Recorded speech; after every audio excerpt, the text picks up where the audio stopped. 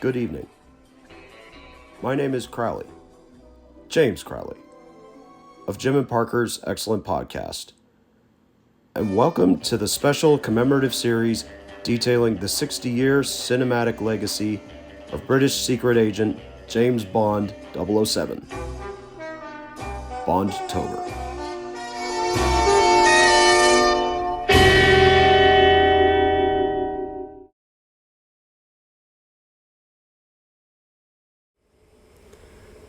After the ludicrous and often derided Moonraker, Cubby Broccoli and United Artists decided that Bond simply had to come back down to earth.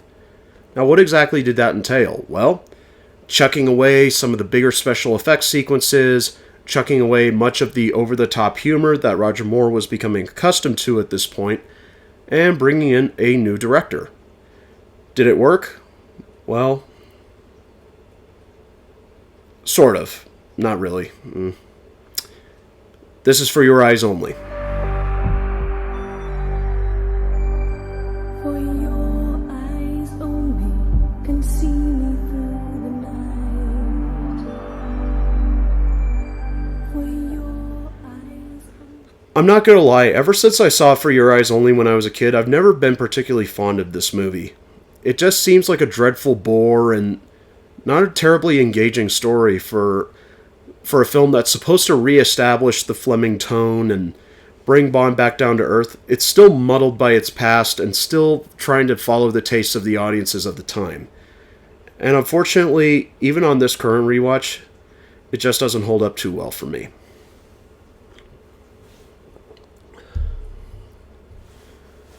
One of the big changes behind the scenes was the replacement of Lewis Gilbert as the director and bringing in a familiar face in the Bond crew to step up and be the director. This was one John Glenn. John Glenn was the editor back on On Her Majesty's Secret Service and was recently brought back to help direct some action units for both The Spy Who Loved Me and Moonraker. In this case, he proved his skills well enough that Cubby Broccoli decided that he would be the man to helm Bond into the new decade of the 1980s. Now, I very much like John Glenn. He seems like a very down-to-earth man himself. He seems to be very at ease with his actors, at ease with his crew. He was a good, technically skilled filmmaker. Unfortunately, this being his first film, it's a little awkward, to say the least, in the fact that visually it's okay, but once again, the story, the pacing, and the arguments he even had with Roger Moore sort of slowed him up, and therefore it leaked all over into the film. The story itself is back to basics. A device is stolen, Bond has to retrieve it, complications ensue, he meets up with a lovely lady, and he saves the day. And right off the bat, that's a bit of a problem. Well, the story is almost a little too standard for what had just come before, and while that certainly was a deliberate choice, I don't think it was quite the right one to go so radically in tone, or at least attempt to go radically in tone, while still importing some of the old humor into the film. Like I said earlier, John Glenn and Roger Moore got into some great arguments on this film, simply because Roger Moore was very accustomed to the humor that they were going for.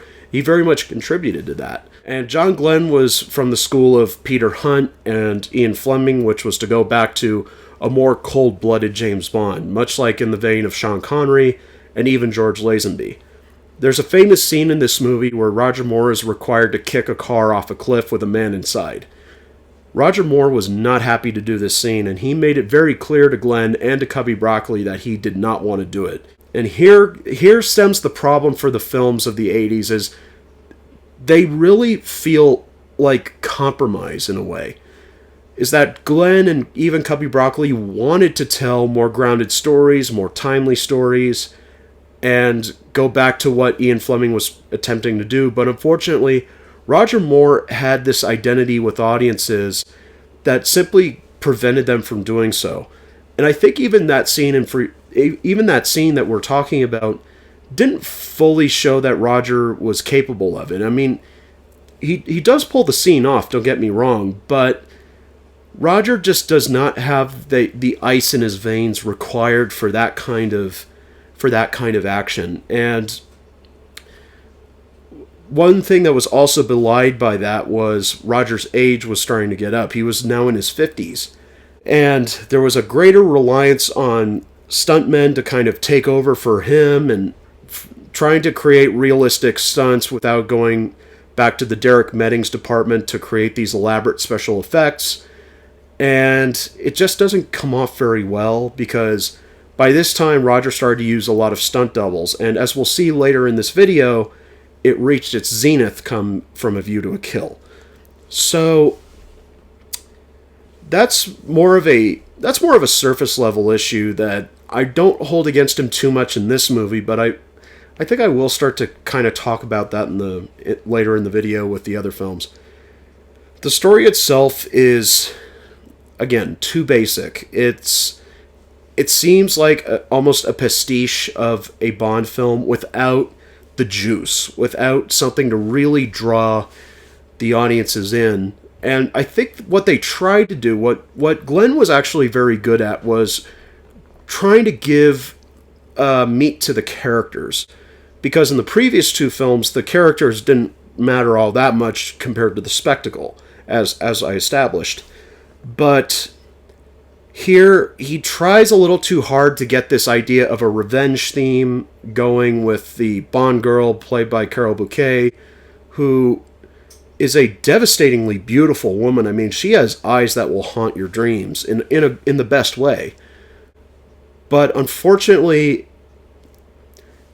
if they were going to commit to this idea of revenge fulfilling the death of a loved one, they never went anywhere with it, at least as far as James was concerned, which is strange because the opening of the film makes a callback to Tracy's death for the first time, really, since On Her Majesty's Secret Service. They had Agent Triple X, they had Anya do it in The Spy Who Loved Me, but it was more of a jab. It wasn't really treated with much respect. Here, Bond places roses on the grave, and it even is inscripted with "all the time in the world." It was a lovely callback, and it was also a callback for Glenn because, as I said before, he served as a second unit director and editor on that film. So the opening few minutes seem to indicate that this is where things are going to go. But with that being said, the humor from Spy Who Loved Me and Moonraker comes right back as this into this Blofeld-like character screwing with Bond and has a very bad dubbed accent, and he has a white cat. It's obviously Blofeld, but they were still locked horns with Kevin McClory once again. And it leads to one of the daftest lines in Bond history. Take a gander at this. We can do a deal. I'll buy you a delicatessen in stainless steel. Well, I don't know about you guys, but I could really go for a delicatessen in stainless steel right now. Wouldn't you? Mr. Bond!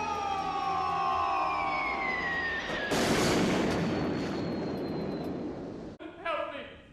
I'm still alive, only I'm very badly burned.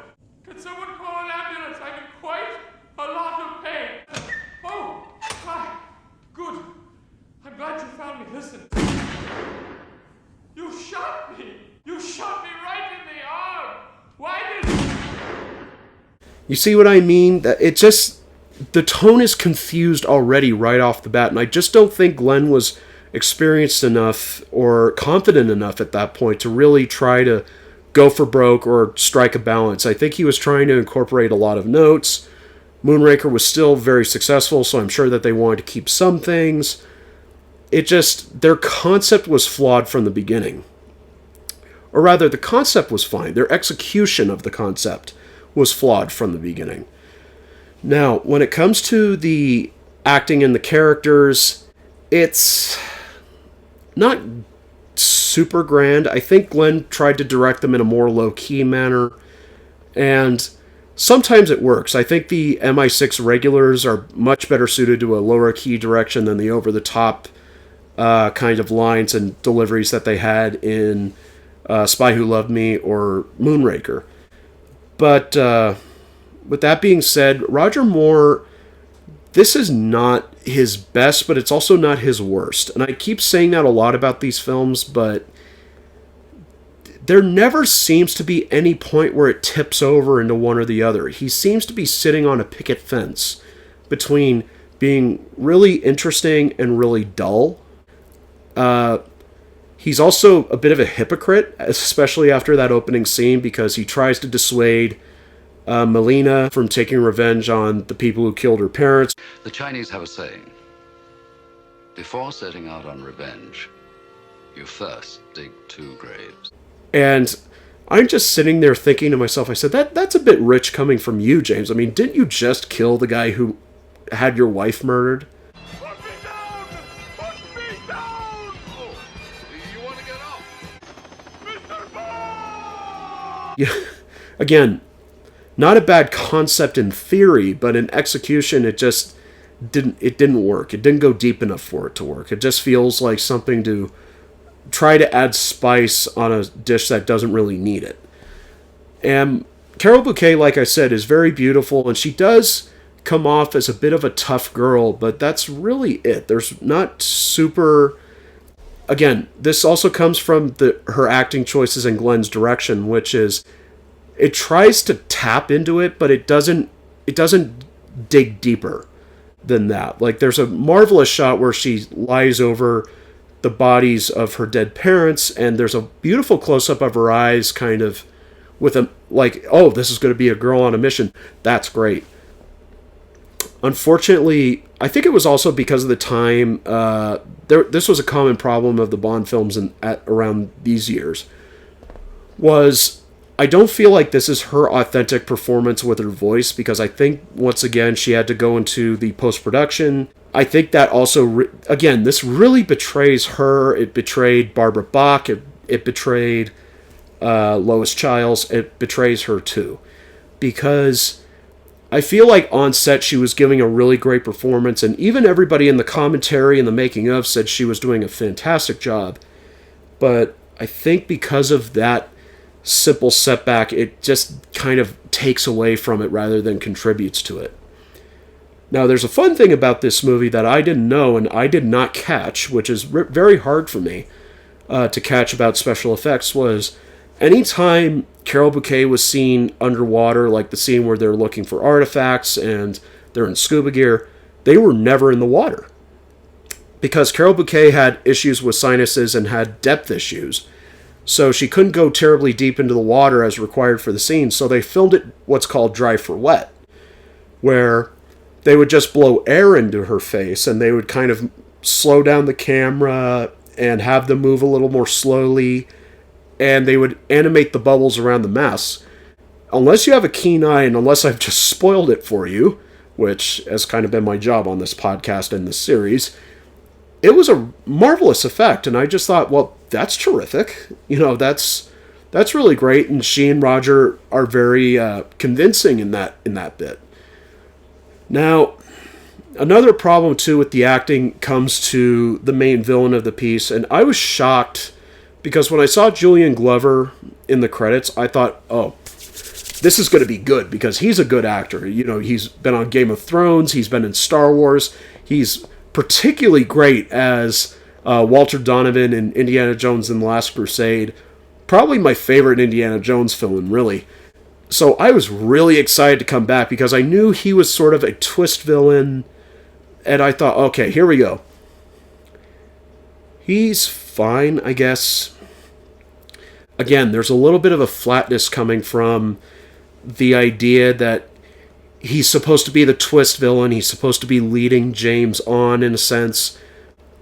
He's not charming enough to sell us on the idea that he is the ally, and this other Columbo is supposed to be the villain. He's not charming enough, he's not witty enough, he doesn't really give much effort. James kind of falls for it, just because he says he's at war with this Columbo. And once we get to Columbo, who's the real ally, who's been sort of painted to be this villain, even though he's just a smuggler and nothing more, that's the only bright spot of the movie, the best performance of this movie, because he's played by freaking Topol, who plays Tevye in Fiddler on the Roof, one of my absolute favorite screen performances of all in that film. And here he brings he's a larger than life actor, and he brings a little bit of that quality to Columbo. He's constantly munching on pistachios. He's loud. He talks like this because that's how the way Topo talks. And he actually does very well in the action scenes. I'm kind of surprised he never tried to do any kind of more films like that. Now, that's a bright spot for me. You know, I love Topol, and I think he did a marvelous job with this. But, again, the henchmen are just kind of boring, you know, kind of blonde, European henchmen, kind of vaguely Germanic or vaguely Scandinavian. And there's also one really annoying character in this movie, but I don't blame the actress for this. There's a subplot of Christados, played by Julian Glover, sponsoring this teenage ice skater for the Olympics named BB, played by Lynn Holly Johnson, who had just scored a relatively small triumph with ice castles, and she was a professional skater in real life and turned to acting. She's written as a very ditzy girl who's gagging for Bond, and the only thing that makes this subplot kind of interesting is that Roger, or rather Bond, kind of rejects it from the get-go, and that was the only time during the movie where I thought, okay, that's actually kind of funny, is James is turning down a chance to sleep with somebody, and he treats her very much in a father-like figure. He tells her to put on her clothes, and he even says, You get your clothes on, I'll buy you an ice cream. it's just like, okay, that was good. That was actually a very funny scene. Good humor. She pops up again a couple times in the film, and it's not really her fault that she acts this way. I'm sure she was a dear on set and really tried, but you literally could have cut her out and you would have missed nothing. Absolutely. That just seems like a unnecessary ingredient, but I guess I'll let it fly because, like I said, I don't care about this movie too much anyway to really hate on it, and I don't care too much to really give it too much praise. So, another thing that was also going on too, this is more of a Hollywood background, is while Moonraker was a big smash at the box office for United Artists, behind the scenes, United Artists was in a serious turmoil because a lot of pictures that they were making under new management were not doing very well. Some were, like Raging Bull, but others, particularly United Artists produced a film called Heaven's Gate, which a lot of people know essentially sank the studio and made them susceptible to a buyout. Now, United Artists was still operating under MGM, but still, it was a bit of a turmoil point, and they really wanted to hold on to this franchise because it was a guaranteed moneymaker, and this movie was a hit, for sure. But critics at the time, while they appreciated the effort to bring Bond back down to earth, I don't think it was particularly well regarded. I think, much like me, it was like hated at some points, tolerated at other points. It wasn't too much of a critical darling, and it wasn't for me. Now, another thing too was there was a score. Sometimes, much like Marvin Hamlish did for The Spy Who Loved Me, sometimes John Barry wasn't available to give the score. In fact, he was off making some really great scores, so I don't think he had the time to come back. And who they got was Bill Conti, who's a really great conductor and composer. He tried to bring more of a 80s kind of dance vibe, not quite disco, because that belonged to Marvin Hamlish, but he brought sort of this dance vibe, and a lot of people don't like it, and sometimes it's a little too disjointed from what's going on. I think that kind of helped contribute to the fact that I don't know how to feel about this movie all the time. And so the score itself is a bit of a mixed bag. Now, later on, he would produce much greater scores like The Right Stuff, and he had already done the Rocky films, and he'd write all these other great scores. This just wasn't one of his best. However, he did write another Oscar-nominated song, For Your Eyes Only, sung by Sheena Easton. And very interestingly, this was the only time a performer of a Bond song would appear in the opening credits. Apparently, Maurice Binder, who was in charge of all the main title credits in the previous films, was quite taken by her beauty and by her eyes. And so he decided to make them more or less a focal point of the opening titles. And while I felt weird about this when I watched it again, I eventually bought it. I just thought, yeah, okay, I could see this happening. And Easton really does have a good... She photographed very well. So I just thought, okay, you know, if she was the one, that's perfectly fine with me.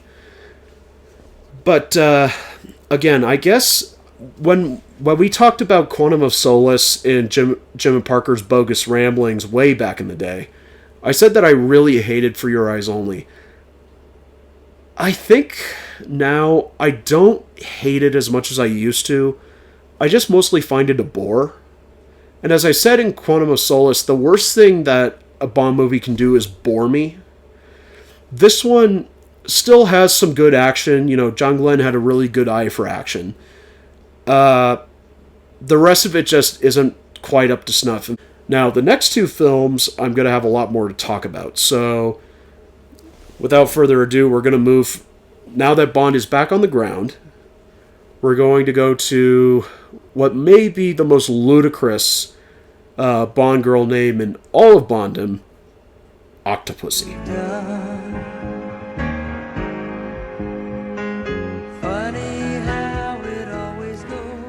Yes, the title is the title, and even in the day it was slightly controversial, but they decided to roll with it because, well, the humor was back in Bond. They decided no longer to try to once again go for a serious tone as far as Roger was concerned. They decided to go back to that slightly silly tone from films like Moonraker, but they do try to add some legitimate tension to this film. But overall, what do I think of it? Well, again, not so fond of it. Octopussy has a very complicated plot, and even by the standards of being adapted from two of Ian Fleming's short stories, this is very much a muddled affair. Instead of being complicated in a good way, it's complicated by the feeling of a muddy plot. It seems to involve somehow a circus smuggling jewels across countries' borders and Russians plotting to take over the West, and somehow that's tied into a Fabergé egg, which somehow ties into the mysterious Octopussy, who's the ringleader of the circus. Which I'm not gonna lie, Roger Moore has a brilliant reaction to her name when he hears it for the first time. It's priceless. The one thing Roger did do brilliantly was he had really great facial reactions. That's my little Octopussy. So the plot just feels very loosely stitched together. There doesn't seem to be much thought as to how these two stories would really converge. And when there is, it's a little too... You have to think a little too much about it.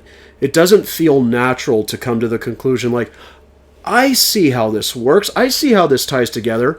When I was going through the climax of the film, I was still thinking, what does this have to do with the Fabergé egg again? You know, what does this have to do with all the jewels? Like, what's going to happen here?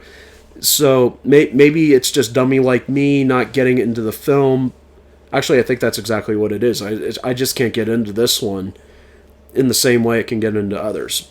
Now, with that being said, some of the humor in this movie actually does work very well. Mainly coming from Roger and coming from the fact that there is a circus involved, and sometimes they have some very clever gags involving the circus, fighting with Bond, and there's a magnificent train chase at the end of the film where Bond is on top of the carriages, he's underneath, he's on the side, fighting these knife-wielding twins. It's actually a fun sequence. You know, it's directed very well. The stunt team did a bang-up job. Now, this is a much more confident film from John Glenn. He seems to really have understood where his skills were lacking from For Your Eyes Only, and he decides to kind of up his game a little bit. You know, they're filming in India, which is a very lovely country, and they do take advantage of the setting very well, I think. Unlike For Your Eyes Only, the settings only seem to be surface-level set dressing. This one, they really involve the beautiful palaces and the streets and the markets and the animal life there. It really feels like this movie does belong in its location, and it really hasn't for a little while.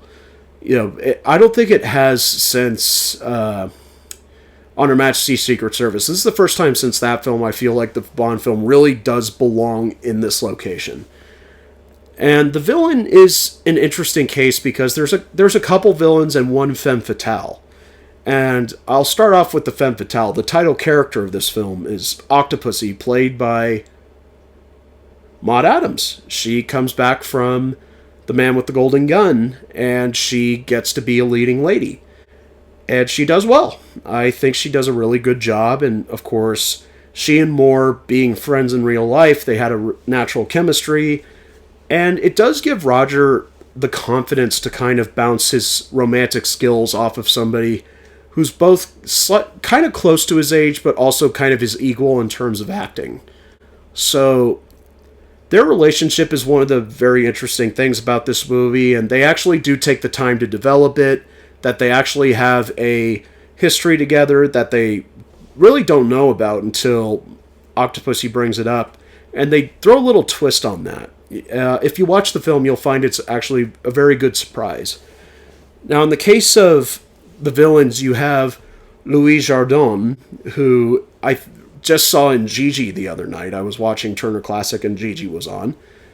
And I could not believe this was the same guy, because Jardin actually does have a very sophisticated presence, and I think a little too sophisticated for what this role really calls for. Though at the same time, he is supposed to be this prince of Arab descent, so he would have these grand manners, he would have this grand, suave personality, and also the way he says Octopussy is freaking hilarious. Oh my god. Octopussy. Octopussy. Oh, that's so good. And then on the opposite side of the spectrum, you have the absolutely nutball of Steven Berkoff, playing a Russian general who wants to set off a nuclear bomb in West Germany so the Soviet Union can invade and take over Europe. It's kind of a nutty plot. Again, the plot doesn't really come together too much. It feels very much like Ice and Fire in this movie. They don't quite mesh. And so, despite both actors obviously bringing a lot of charisma and a lot of fun to the villains, it just doesn't do enough for me in the scenes with Bond. But Roger's a little too clipped and mannered when he's around them, so it just doesn't make for fun chemistry. And the sad thing is Jardin and Berkoff really could have made this some of the greater villains of the franchise. It's just I guess the way Bond was written is didn't give Roger any material to work with Berkoff and Jardin. So, you know, it's again much like For Your Eyes Only, I don't quite know how to feel about this one, but I at least have some feelings about it because there are things that I do have fun with about in this. Like I said, the train chase is spectacular, and actually the opening scene should not work. On paper, it sounds like a really awful idea, but the opening scene is the two circus twins with the knives are chasing this clown, and there's a distinct, threatening and tense atmosphere, and it leads to a moment where the Fabergé egg comes into play in the plot. I thought, oh, I don't remember this at all. This is interesting. This is a good start. But once again, once we get to M's office, things kind of start playing by the numbers.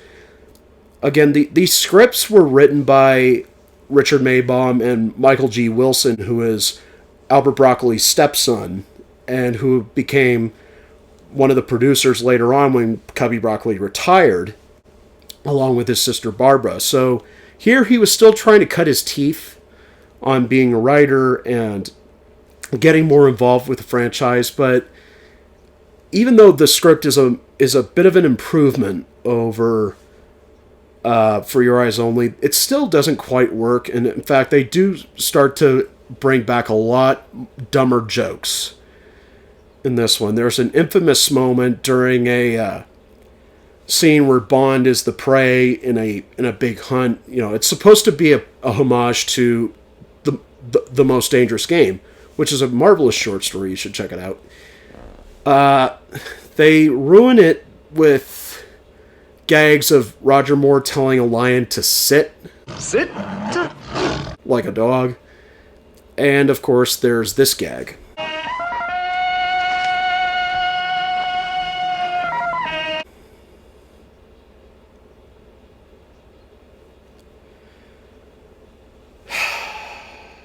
Nah, it's too dumb. It's not even worth the pillow. I think there was a distinct effort to make this movie look bigger than it really was. And there actually is a reason for that. Now I can talk about it. After For Your Eyes Only came out, Roger was actually done playing Bond. His contract was up, and Cubby Broccoli was looking for another actor to play him. And they actually thought that James Brolin could have pulled off the part. And after watching Brolin's screen test, he could have done it. He could have pulled it off. He sort of had formed a mid-Atlantic kind of accent, which is not quite American, not quite British, sort of in the middle. He could have pulled it off. He had the presence, and he had the toughness, and he apparently had the charm with the ladies. Maud Adams was in the test as Tatiana Romanova, which is the scene that they always use to test the new Bond actors. But there was a problem, because Kevin McClory decided to remake Thunderball because of a clause in the contract following the adaptation of Thunderball in 1965, that after 12 years he could redo it. And who did he get to play Bond? None other than Sean Connery. Thus, the summer of 1983 was going to be the Battle of the Bonds, and it was a matter of, would Sean's nostalgia factor into the box office, or would Roger's current streak tie into the box office even more? So there was an effort on both sides to kind of make both films these big action extravaganzas. Plot be damned, really. So obviously Octopussy came out on top, because while Never Say Never Again was actually much better critically received than Octopussy, the numbers didn't quite match Octopussy's. So McClory's potential series was done, and Octopussy obviously triumphed, and it secured that the audience had fully accepted Roger as Bond at this point, even if I haven't quite. He's still been very uneven for me in this series. And so once that battle was settled and the dust cleared, Octopussy is fondly remembered as a piece of 80s entertainment. But nowadays it's actually seen more or less as a joke. I mean, I remember one of the big jokes in the movie Ted was Mark Wahlberg and Mila Kunis' song was All Time High by Rita Coolidge, because they just happened to watch Octopussy on TV the night they met. You suck! Get off the stage! Oh. And All Time High is such a boring song. I mean, oh my god. I don't listen to it very much. I'll only really listen to it if I'm watching the movie. I don't seek it out on YouTube. And if I do, if I'm listening to like a playlist, or if I'm looking at Spotify or iTunes, I always skip it. I just never, I don't have anything to do with that song. It was just an odd choice, especially if there was the Battle of the Bonds. Surely they would have wanted to go with somebody who had a little more commercial cred, somebody a little hot at the time.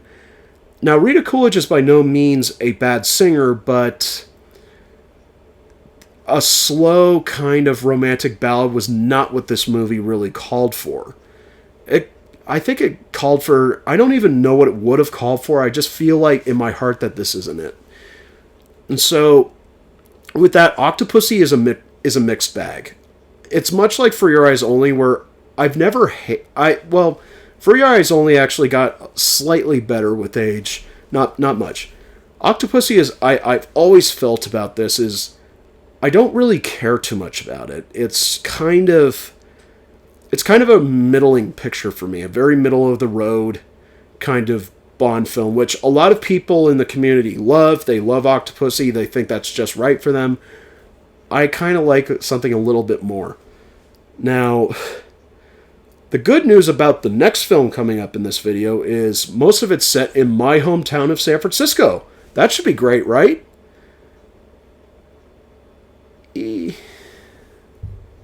We'll get to that.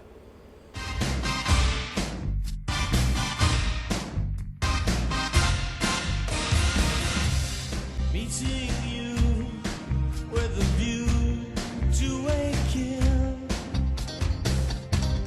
face to face. And here we come to the end of the run of Roger Moore in A View to a Kill. This is a weird one, folks. Like, this one kind of goes off the rails too many times for me to hate the film. It's more of this movie is so diabolically inept. I kind of enjoy it for that reason. Now, this is towards the bottom half of my list as far as Bond films are concerned, but once I kind of fill in my thoughts a little bit, maybe you guys will understand the way I feel. So, A View to a Kill, once again, involves kind of a clone of Goldfinger, only updated for microchips in Silicon Valley, which, as many people know, in the 1980s, they were all the rage. They were futuristic. They were a huge commodity. And so, this mad industrialist, because he owns his own company, Max Zorin, played by Christopher Walken, is very much like Goldfinger, that he... Well, the funny thing is they never quite explain why he wants to corner the microchip market. I guess what he's trying to do is wipe out Silicon Valley so he can mass produce his own knockoffs, which it's kind of lame when you really think about it. If he's such a industrialist of great wealth, he could try to buy these companies, I would think. You wind up asking questions anyway, which is a break in logic, if you ask me. And so, oddly enough, the film starts off with Zorin being suspected of cheating in horse racing because he's a horse breeder, and somehow his animals always win, and somehow that has something to do with microchips. It's really dumb. It's that element's just dumb. I never really bought that. And of course, the connection to Silicon Valley leads to Bond meeting up with a geologist in San Francisco, which of course Silicon Valley is in the San Francisco Bay Area. So it's really fun to see Bond palling around in my hometown. That's always fun for me. And I'll get a little bit into the geography of the city and how the landmarks are used, because sometimes it's actually kind of fun. But, again, this feels like two stories kind of forced together without much connective tissue to kind of justify a feature length. And a lot of the problems with Roger's films is the films run on far too long or they're rather paced very sluggishly to justify that length. They don't feel fast enough or they don't have much pull. And this one definitely is very slow. And in the delivery too, I think John Glenn was very much at a crossroads here. I think he was very frustrated with the silly tone he was being asked to pull off because audiences wanted it from Roger. I think Wilson and Maybaum were kind of lazy with this script. I don't think they cared particularly much about it. I'm sure they did, because all writers care about what they do, but I don't think it was super on their priority list for me. That's the feeling it gives off. Now, sometimes there's some fun stunts in this movie. Like, there's a spectacular jump off the Eiffel Tower in the first act of the film, which is pretty cool. I always love a good chase up a monument. The Eiffel Tower featured in a grand funny scene in a film called The Lavender Hill Mob, and it's been featured in countless other films. This one, they do utilize the steps on it, and after being on those steps myself, I simply can't understand how those two, even if they were peak physical condition, could run up all those stairs without a breath. That's the magic of movies for you. So that's always fun, and like I said earlier, there's a great chase through San Francisco. Bond is accused of murder because Zorin and his henchwoman Mayday, played by Grace Jones, interesting casting, which I'm going to get to. So the SF police are chasing him, and he and the Bond girls steal a fire truck. And of course, filmmakers not being in San Francisco, and they make the usual mistake, like, oh, the fire truck is on Potrero Hill, and then all of a sudden it's out near Market Street, and then all of a sudden it jumps from Market to 3rd Street within a cut. So I understand things happen in between, but that's a little ludicrous. Even for like the movies like Bullet, where they go from the marina to Brisbane in the south, just outside the city limits in an edit. So again, a little bit of a film school nerd for me and a San Francisco perspective, but it's always kind of amusing for us San Franciscans to point these out. We don't hate them at all. We actually think it's kind of fun. So that made the sequence a little more fun for me. And when it comes back to the end, the big climax of the film takes place on the towers and the wires of the Golden Gate Bridge, which is pretty cool. They actually recreate a big portion of the tower and the cable on the Pinewood Studios backlot, which was very convincing. I remember as a kid watching, I thought, how'd they get the camera up there? Because I thought, I bought the illusion. The set decorators did a marvelous job getting all the details right about the bridge. I just thought, how'd they do that? But once I researched it, I thought, oh, they recreated it? That's even cooler. So it's a fun climax, of course. Bond, and also Bond swinging over 1980 San Francisco. I always love seeing the city in these kind of timestamps. But back to the film itself. That I decided to just talk about all the fun stuff there because the rest of it is not particularly good. Roger Moore, this is his second worst performance as Bond for me. His worst was The Man with the Golden Gun. This one, he's very slow. They gave him some really bad makeup, and he supposedly got a nip tuck surgery. I'm not sure if he did that because he was very coy about it, but he's not presented well. His fashion is not good. They give him these really unflattering windbreakers and these zip-up jackets that just don't make him look particularly tough or particularly stylish. It just looks very flat and not non-flattering. And one of the big problems too, as a lot of people in this community have pointed out, they use a lot of stunt doubles for Roger in this movie. I mean, it feels like half the time he's not even on screen at all. Now, using stunt doubles is of course standard practice in action films, but they were usually better at hiding them. This time they aren't.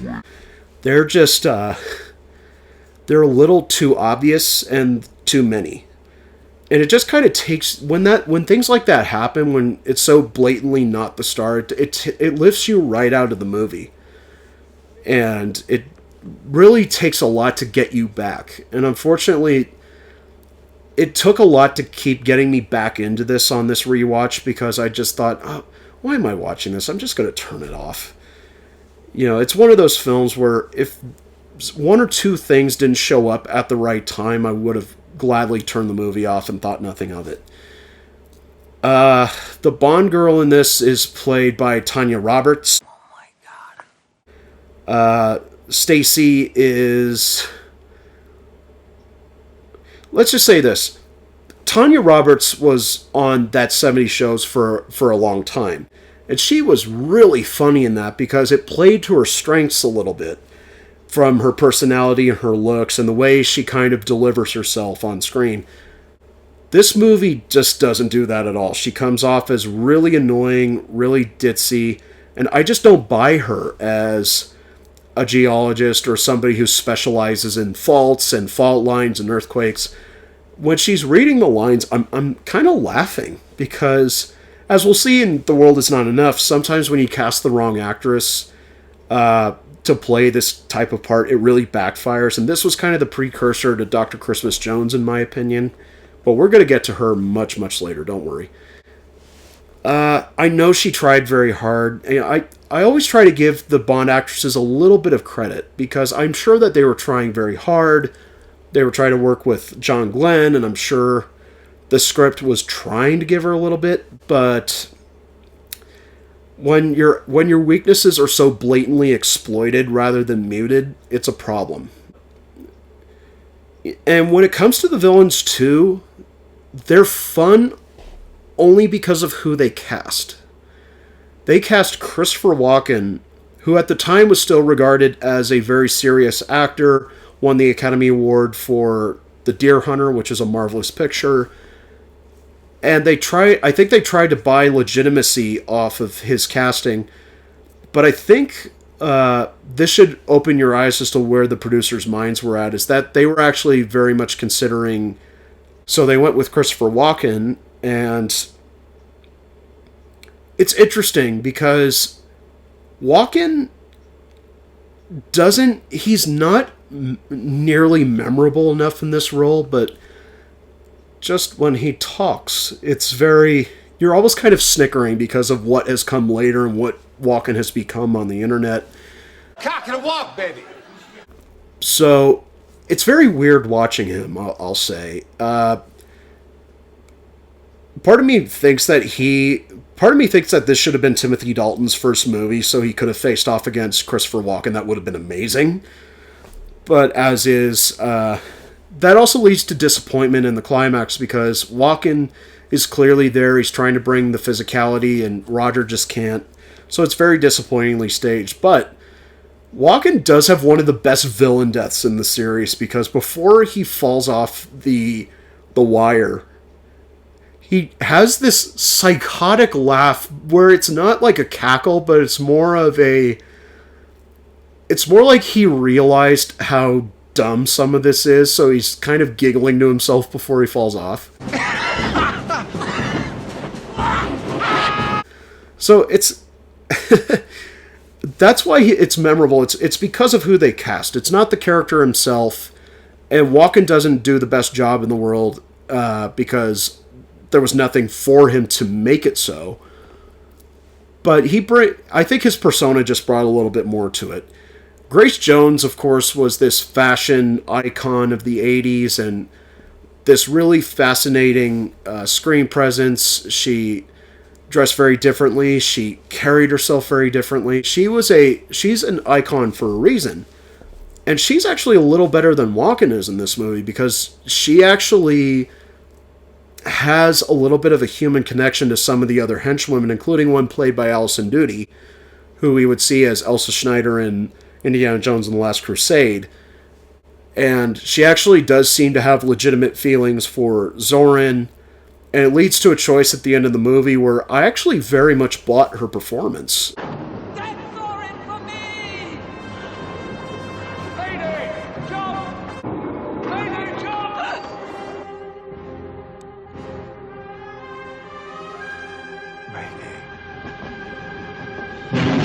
Actually, there is one character that I do like, and again, that also comes from the casting, and that's a contact Bond has who ends up posing as his butler in the movie, and he's played by Patrick Macnee, who, like Honor Blackman, was a star of the British television series called The Avengers. He played John Steed.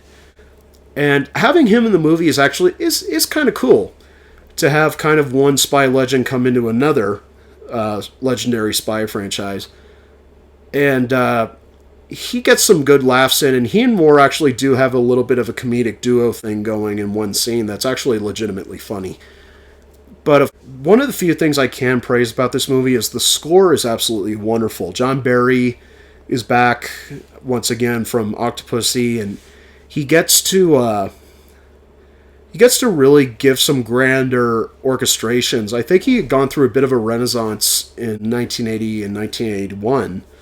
So he was able to kind of deliver these marvelous scores, these rich orchestral scores, and this is no exception. Like, every time I hear the final music during the climax on the Golden Gate Bridge, I actually get kind of chills down my spine because it perfectly fits the image. And another thing, too, was this has one of the absolute best Bond songs. I will fight people on this. It has A View to a Kill by Duran Duran, which is so rockingly 80s, it's timelessly 80s. You know, it's got great guitars, it's got great orchestration, the lyrics are fun. It's still great. I always listen to it when I'm at work or even when I'm at home. Sometimes if I just want to listen to some fun 80s songs, I'll put that on. It's on the playlist. Roger definitely feels ill at ease in this movie, and it's really sad because he's the longest tenured James Bond actor, and for him to go out on a film that's kind of a whimper is really it's really disappointing for me, because I think he deserves a lot better than that. In fact, I think if he had ended with Octopussy, it would have been a nice send-off for him. But as is, they pursued him again, and he came back. And so this movie, like I said, it's a very middling kind of picture. A lot of things don't add up. There's subplots that go absolutely nowhere or feel superfluous. Now, with Roger leaving, of course, it led to the necessity to recast, and instead of going to James Brolin again, they've decided to go with somebody younger, for obvious reasons. And they decided to go with an actor who they had thought of for On Her Majesty's Secret Service, but was a little too young at the time. But now he had fully grown into his age and into his bona fides as a great Shakespearean actor, Timothy Dalton. And the next video we'll see in a few days is quite an interesting time for the Bond franchise, one that I never really thought about until recently. And the films are definitely going to be interesting. So, with the farewell of Roger Moore, I will definitely raise a glass. And also, rest in peace, Roger. You were a lovely man. A good Bond. Not my favorite, but a good Bond. To you.